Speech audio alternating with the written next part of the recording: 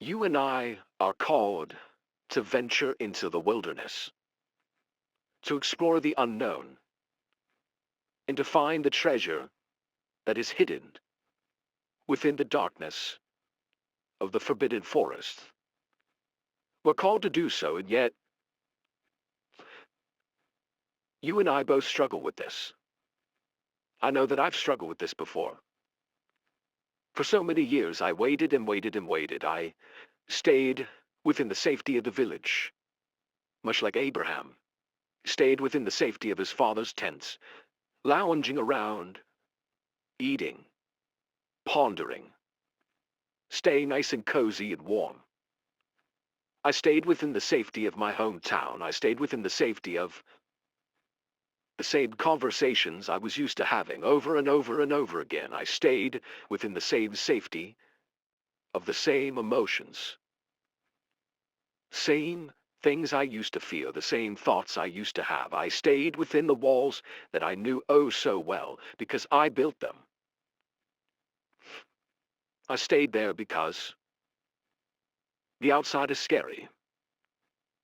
We fear what we do not understand. And it's very difficult to understand the wilderness from looking at it on its edges, on its fringes. In fact, it's impossible. You cannot understand the forest from looking at the outside. You could see it. You could get a general idea of how wide it is, maybe, but you really don't understand it. Because within the forbidden forest is an ecosystem. There are wild beasts. There are plants, raging rivers, babbling brooks, rocks and boulders. The weather changes. That weather affects that ecosystem. All of these things are going on and you would have no idea because you're staring at it from the outside. You've never been in it. You've never experienced it before. A good analogy to make would be, if you've ever been to a city, it's very difficult to understand what that city is like. Sure, you could read the news, you could listen to CNBC, take in the words from talking heads, but you don't know until you've been there. You don't know until you've felt it. You don't know until you've seen what it's like for someone to grow up in that environment, to be shaped by that environment, and to have to deal with that environment every single day to the best of their ability. You don't know. See, I like to look at the wilderness, the forbidden forest, the unknown, as a lover. That's how I choose to view it. And I think to myself, well, gosh, this lover really wants me to come dance with her. She's looking at me from across the floor. She sees me looking at her. She's staring at me. She's giving me the glances. She's biting her lips. She's touching her hair. She looks nervous, anxious, but excited. She wants to dance. No one else has recognized her beauty, but I have. And yet here I am, standing, like a statue, unwilling to move, unwilling to separate myself from a conversation with my buddies, unwilling to venture across the floor to begin the dance that could change my life forever. The longer you wait, the more disappointed she becomes, the more disinterested she becomes.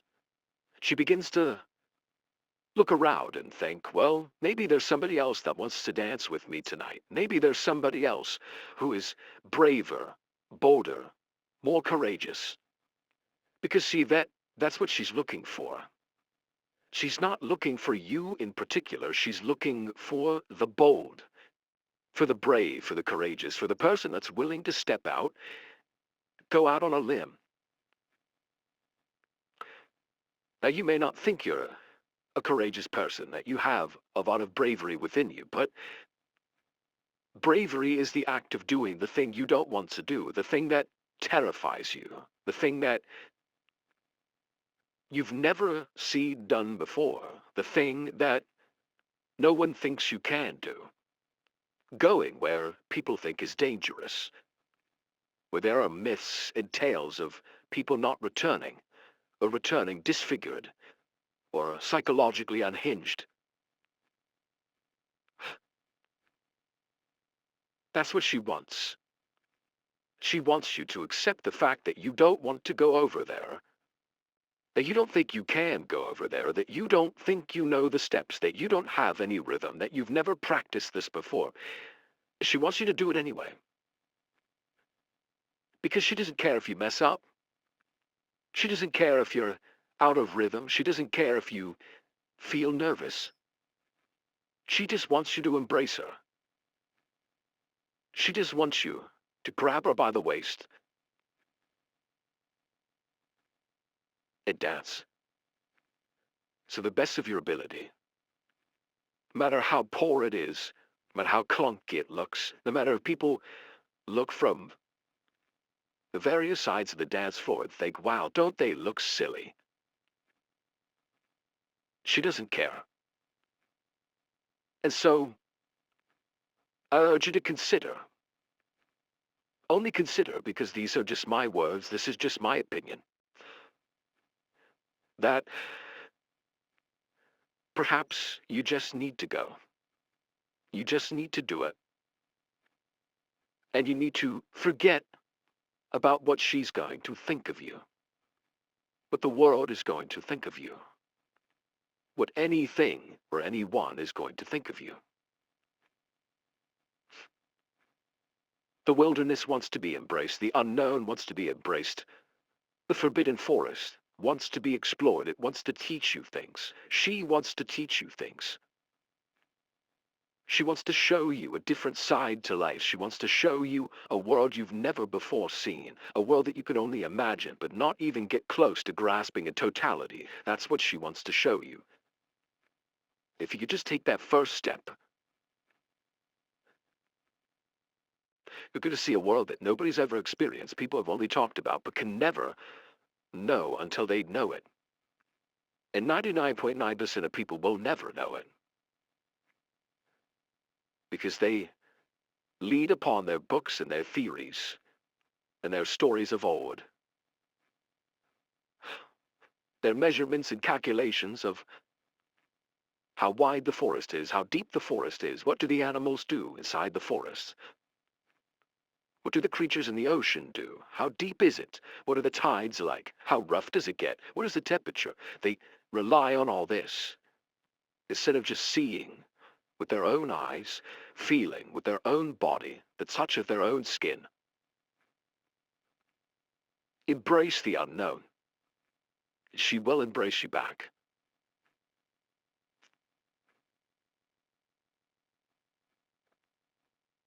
She will embrace you back. She will.